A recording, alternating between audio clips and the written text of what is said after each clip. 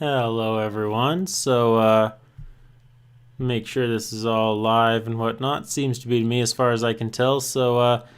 I recently finished reading a book called The Last Picture Show by Larry McMurtry. I kind of became intrigued. Well, first I was rewatching the TV show Friday Night Lights, and so that kind of got me in the mindset of stories about small town, kind of rural, semi-rural life. So I was thinking about rewatching The Last Picture Show, which is a classic American film, I believe it's considered, which I last saw. I want to say I've seen it one time about 15-ish years ago, and I don't know, for no particularly specific or important reason, I just kind of got it in my mind to read the book before I watched the movie, which I've never read before, and so I procured a copy and did just that. And I thought I would I kind of wanted to do a little book review of it, but I decided not to do it on my main channel because pretty much on Zio's Book Club on my main channel, all I review is fantasy fiction. I probably will expand out into maybe some science fiction, some spy fiction, some thriller stuff at some point. Not in a hurry to. The next 10 books in my backlog are all kind of fantasy books, but yeah, that's kind of my focus there, and I kind of record and edit the videos and whatnot. But I have no idea how to review literary fiction. It's just not something I do. I don't claim to be the big brain. I don't got the big brain on Brad. I don't go through the classics. I don't go through the literary canon or anything. So I don't know how to do it. I'd pretty much, when I start a review, a book review, how I'm used to doing it is starting it out by reviewing the fictional world it takes place in, and the magic systems, and talking about the villain and how the heroes will save their kingdom and or the world. And obviously not so much the case with the Last Picture Show, the story of teenagers in a desolate, dying, small Texas rural town in the 1950s, going to their little high school and working the oil rigs and making deliveries and exploring sexuality. Not so much of a magic system there, other than the magic of their burgeoning sexuality. But no, but so I thought I'd just do it a quick and dirty live stream on my second channel, since I don't give a shit about my second channel. There's no quality control here. Just fucking anything will go up on my second channel. Doesn't matter to me. Don't matter to me. Just do a little live stream. Not worry about editing it. Not worry about, just get it out of the way. A little book review. So let's get into it. Let's talk about The Last Picture Show. Oh, and I should mention that as of now, I have not yet rewatched the movie. I want to do that next, but first I wanted to do it in the following order: read the book, review the book, then finally rewatch the movie, which I have only just the vaguest little flickers of recollection from watching it about I want to say maybe 15 years or so ago. Let's go into it. The Last Picture Show. So it's set in a town called Thalia, either Thalia or Talia. I pronounce it Talia in my head while reading the book. Talia, Texas. A little tiny town, population maybe in the low 1,000s, something like that. The low four figures, we'll say. Basically, not much to do in this town. They got a high school. They have a pretty bad football team, pretty bad basketball team. Who at one point in the novel, there's very amusingly a Friday Night Lights-esque sports sequence of them playing basketball, which concludes with them losing the game by over 100 points. I think the final score is 120. The visiting team versus them 14, something like that, or maybe they're the visiting team. I can't remember the exact details, but. Not the best team in the world, but sports isn't really a main. Sports is something the town is interested in, but maybe not a main focus of the narrative. Certainly, we're not asked to invest in the result of Talia's sports results, but they have some oil digging going on in the town that seems to employ a lot of people, a lot of rig workers, whatnot, and there's kind of the core of the town is these, or at least as far as the teens in the book are interested in, is these three buildings all owned by the same guy, kind of an old, lovable old grump called Sam the Lion. There's a cafe, there's a pool hall, open all times, late into the night. And the picture show, which of course means the movie theater, where it seems they show mostly kind of various old westerns and comedies, and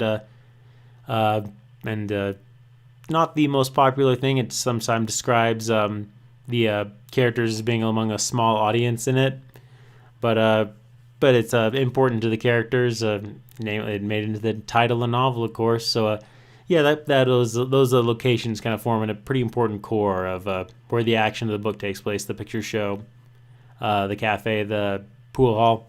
Our kind of main character, there's a few main characters. If we had to pick one, it would be a guy named Sonny, a high school student. The book takes place over about a year, I want to say, through his senior year of high school, up going into maybe just a little ways past that, a few months past that. He kind of works delivery jobs, it seems. Sonny does. Dates a girl named Charlene, described as not a mediocre date at best, as they describe it in the book. Not the prettiest girl in school, but the best Sonny can get.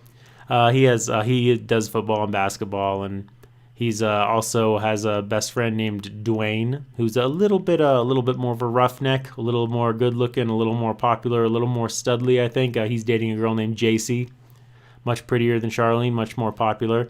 But I'd say Dwayne and Sonny aren't super differentiated from each other in personality. Relatively similar vibe to them. But the story does follow Sonny a little bit more. And Dwayne's girlfriend, as the book opens, JC, she's relatively important too. She does have a differentiated personality from those two. She's much more concerned about image. She has a mind to get out of Talia. A lot of characters do to some extent or another, but she really does. She wants to get in with richer kids, more popular kids, more thoughtful kids.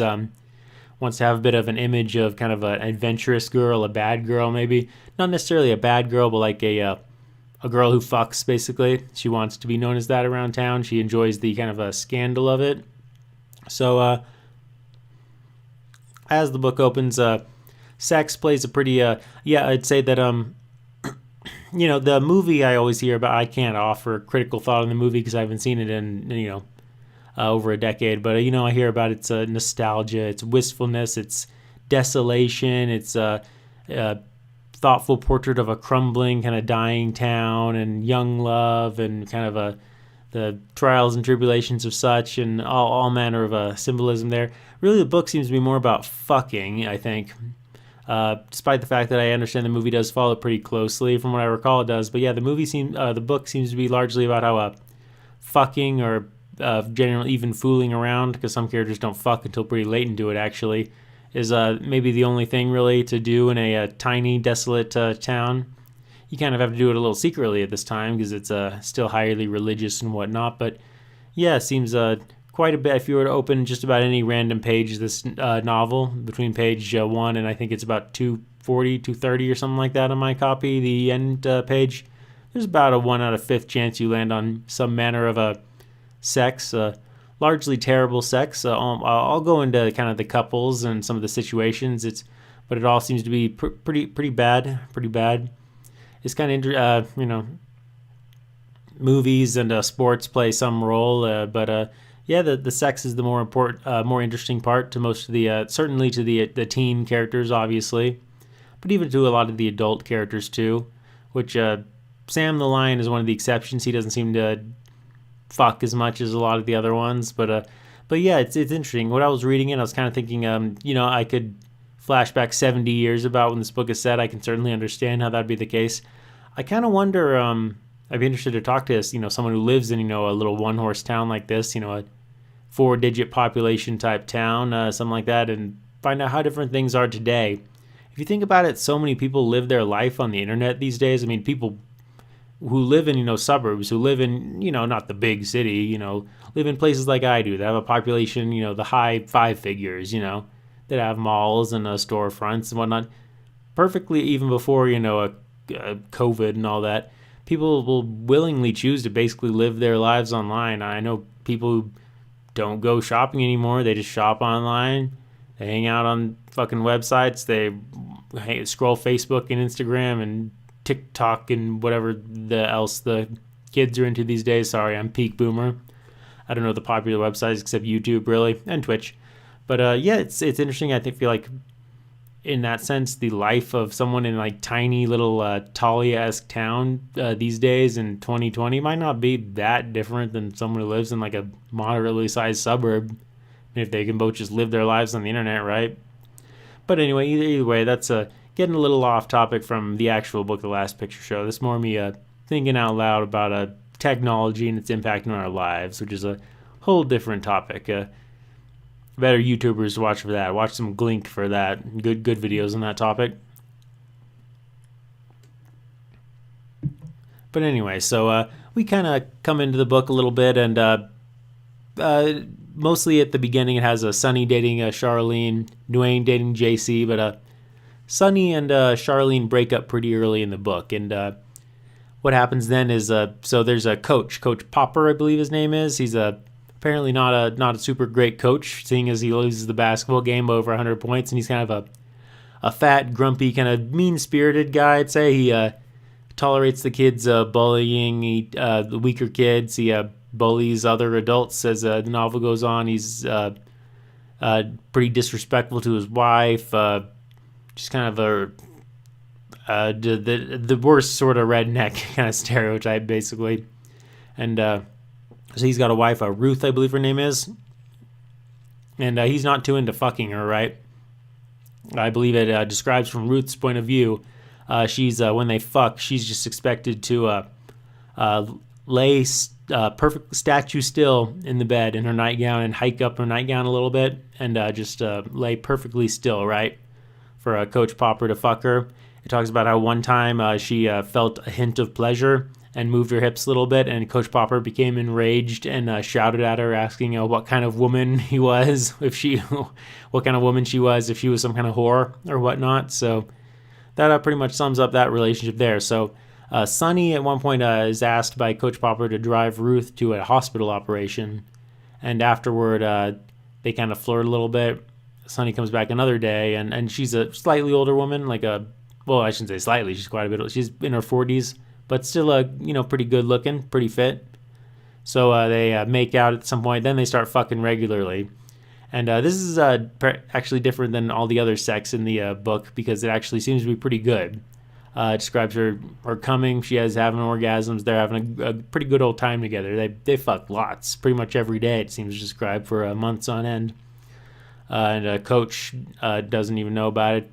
Doesn't even seem like he cared that much if he did know.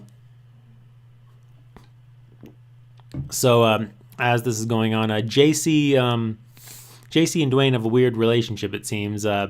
Yeah, she definitely has Dwayne wrapped around her little finger, because she's constantly going off to Wichita Falls with this other guy named Lester, and Dwayne just kind of sucks it up and takes it. He never dumps her or anything, because I guess he's too much of a simp to dump the prettiest girl in town.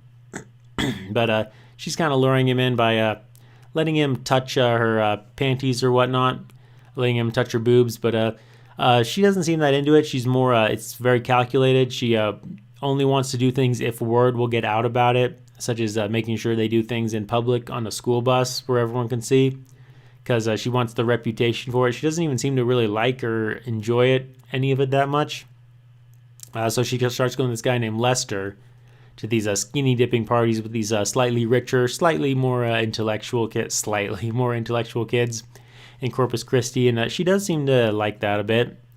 So I believe a guy there, Sunny, I think it is, one of the even richer kids, won't fuck her until she loses her virginity. So she starts to fuck Dwayne for a little bit, very calculated.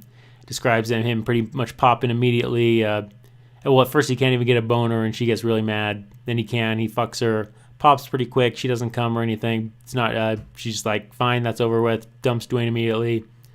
Goes and starts fucking. I think she fucks both Sunny and Lester, but doesn't seem to like very much of it at all. Then she fucks this an older guy in town named what was his name, Abilene or something like that. Kind of a minor type guy who plays the pool hall, and she describes like a pit of painful poking. So It's a little depressing because so much of her story revolves around sex, and at no point does she seem to have any sex that satisfies her in any way. Dwayne, admittedly, I guess he does enjoy fucking JC when he finally gets to toward the end of the novel, but yeah, it's not even described as earth shaking for him or anything. And so yeah, yeah, the sex gets worse than that though. It gets pretty atrocious. So well, okay, so there's one scene where the freshmen in school go and they go to a farm and they grab a young cow and they basically gang rape it. They pin it down and they fuck the cow. Yep, that happens. This book was published in 1966. I was kind of a little taken aback. This kind of stuff was in books in 1966. For some reason, I don't know. I guess the movies and books followed different rules then. I was reading that. I was like, really? It's a little shocking for the time, certainly. Maybe that's still not even the worst though. There's this shall we say a special kid or a slow kid, Billy, who works for Sam the Lion at the pool hall.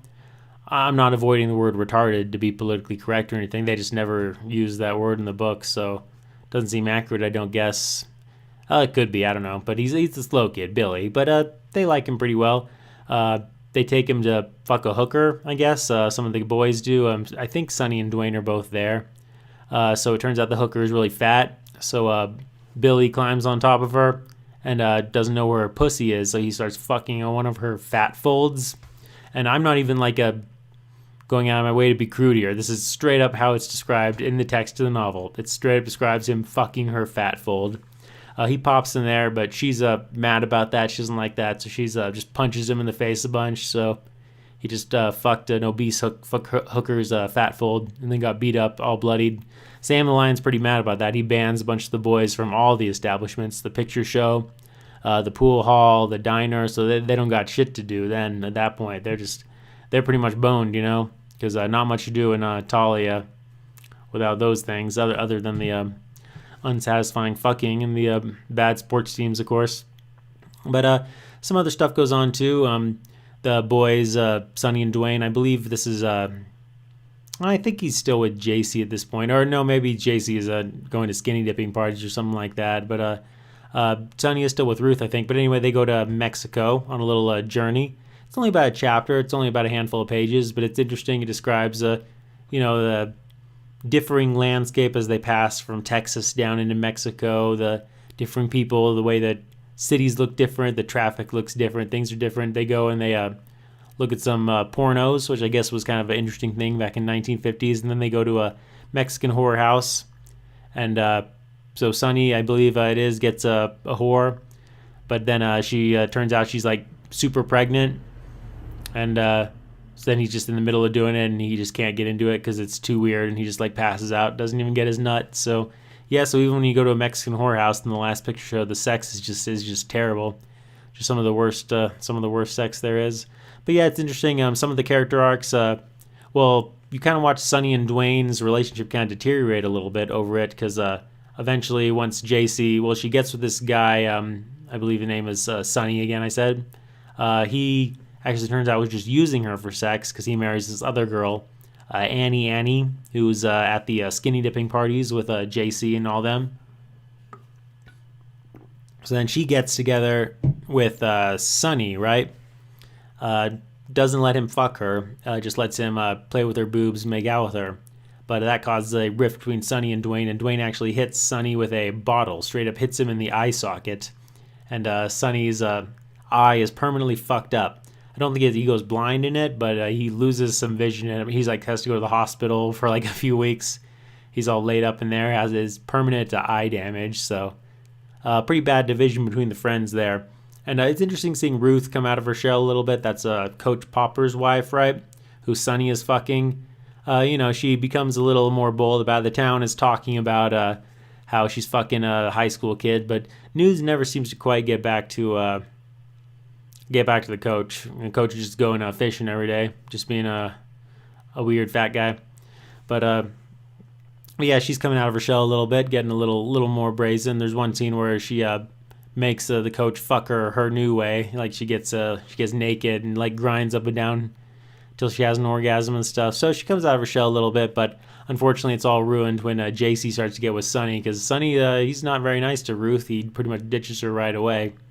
Doesn't even have the decency to say a goodbye. It's pretty much like, psst, well, if I can fuck JC, which he doesn't actually, never does end up fucking her, then I'm out of here.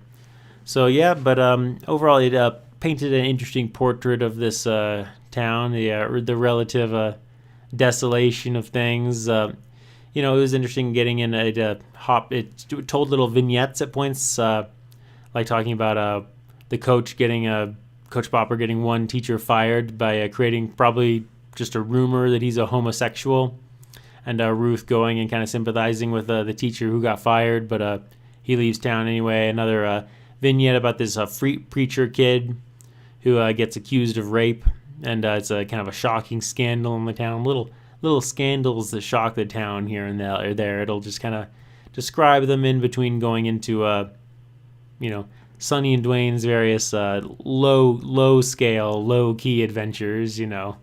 Mostly involving some kind of drinking. Occasionally it'll follow them on the job a little bit, like they take a ride to Fort Worth together. Most of the drink in the car there on the way back. But they're always when they return to Talia from places like Fort Worth or Mexico or wherever else they go, it describes kind of a comforting. Sonny describes it as almost private, like their own little corner of the world. But it is a sort of a depressing place in its own way. Certainly, not a lot going on.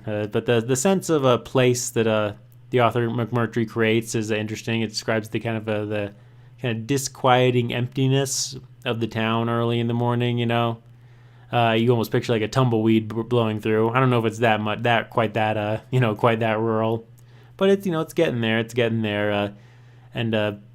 It's this interesting image in your mind. This one street where you have the pool hall, the movie theater, aka the picture show, the diner, and then just pretty much the school, and then a few other businesses, and then just extending out into the empty horizon.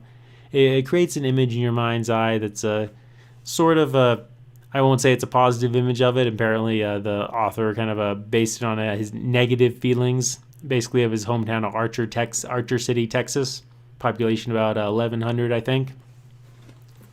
So it's not a loving portrait of such a town. Like I said, the kind of a social intolerance, of creating the rumor about the gay teacher and stuff like that, and not everyone there is particularly nice to each other. So it's not necessarily a loving portrait, but there's something kind of fascinating about it at the same time. It's this idea I can't get away from. I wonder what life in a town like that today would be like for a teen. The internet is a game changer. That's true. Not a new game changer. I've had the internet for a quarter century and all. But it was kind of a lot more sex than I anticipated. I did remember some from the movie, of course, but yeah, it turns out that's it's a huge part of the book, because I guess that's all there is to do in Talia, other than losing at sports games, I guess.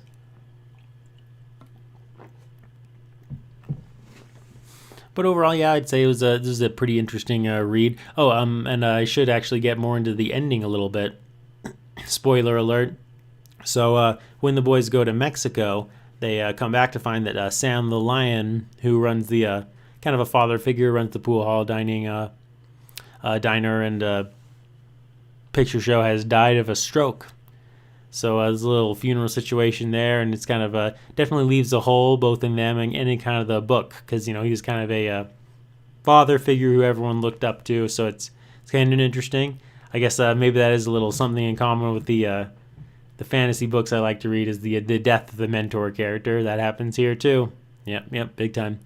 And so then JC persuades Sonny to go and get married, and this is after Dwayne has enlisted in the military. Sonny can't go enlist because he's got one eye now, one working eye. That puts him out for the count. So But JC knows, even as they go to get married, that the marriage will be dissolved. She's planning on it being annulled by her parents when they catch her. She just wants the scandal of it. She wants the controversy, right? So they go and get married in another town, but then they never even their parents go and JC's parents send like the cops to track her down immediately to grab her until they come to take her home, and the marriage is annulled. So yeah, Sonny doesn't even ever fuck her. But then JC's mom, Lois, I believe her name is, who's kind of a bit of a scandalous figure in town. She's the only woman who like publicly gets drunk and like makes sex references and whatnot, and had a little romance with Sam the Lion a long time ago. She takes Sonny to a motel room, and then she fucks him. She fucks who is technically her daughter's husband on their wedding night. It does get annulled, of course, but yeah, she fucks him, and he pops pretty much right away. It's not necessarily good sex, but it's not depressing sex, because she treats him more or less right, although makes sure he knows that it's a one-time thing. They're not going to be a couple, right? So then he goes back to town, and Dwayne comes, and they make friends again a little bit. They kind of hang out a little bit, have a little awkward chat, but they kind of simmer things down between them. And then the aforementioned slow kid, well, and then JC, well, then the marriage gets broken up and all that, of course. And Ruth doesn't want to take him back because, fair enough, he just ditched her, right? He got something better. He got someone his age and was just like, bye, a lady who took my virginity and fucked me a ton. So, yeah, she won't quite take him back, but still has some fondness for him. Then Billy, the slow kid I mentioned before, is wearing Sonny's eye patch, from his eye injury, and sweeping out into the street. He likes to sweep, right? And he gets fucking nailed by a car, and he fucking dies, right? And that seemed a little sudden to me, a little out of nowhere. Sam the Lion's death also out of nowhere, but it kind of made sense to kind of kill that sort of mentor figure. Billy's death was it's like in the last like 4 pages of the book. I'm like, oh, that's a little, what's that about? I was a little pretty taken aback by it. I was pretty taken aback, I won't lie. I'm not sure it worked quite as well as Sam the Lion's death narratively or thematically or anything. It's part of living in a small rural town is like the older kind of figures dying, leaving holes in it. It's not necessarily your slow friend getting hit by a car. I don't know what that's about. If it's based on something from the author saw in his own life or something, I don't know. But yeah, so that was a little bit of a strange ending. I wasn't sure how I felt about that. But overall, so Sonny is also going to like football games now, and even though he's 1 year out of school, no one recognizes him, says anything to him. He's not, a hometown hero anymore. So it's kind of like immediately into the depressing real world, and that almost ties things back to what kind of inspired me to watch this movie after I read this book, The Last Picture Show, because the Friday Night Lights TV show I was watching kind of explores similar themes of I'm done with football and now I'm suddenly a nobody, right? And yeah, this book kind of lightly explores some of that same stuff and towards the end, so that's pretty interesting. Overall, it's a portrait of the town of Talia. Very interesting. And the character journey, the largely sex-centric character journeys of the main characters, pretty interesting too. So yeah, I would I don't know if I'd necessarily I'd recommend it if you have a taste for a book where a bunch of high school freshmen fuck a cow, where they run a train on a cow. That sounds like something you can abide by. then I'd check it out for kind of the small town vibe and the interesting sense of place and sort of the nostalgia. It's almost like a double layer of nostalgia because it's a book from about 50 years and change ago, depicting a time close to 70 years ago, right? So it's a little ice cream sandwich of nostalgia there. Got multiple layers to it, multiple layers. So yeah, I'd recommend it. Now I guess I'll check out the movie because some people say it's a important classic of cinema. I remember thinking it was interesting when I saw it, but it's been so long. So yeah, I'll check that out next and see what I think. But yep, I thought I'd just toss out a little quick live stream book review here on my second channel because second channel, who cares? I sure don't. But yep, thanks for checking out Second Book Club, which is what I guess I'll call this series when I do it now and then, my lazy live streamed second channel book reviews. And yep, peace out, everyone. Later.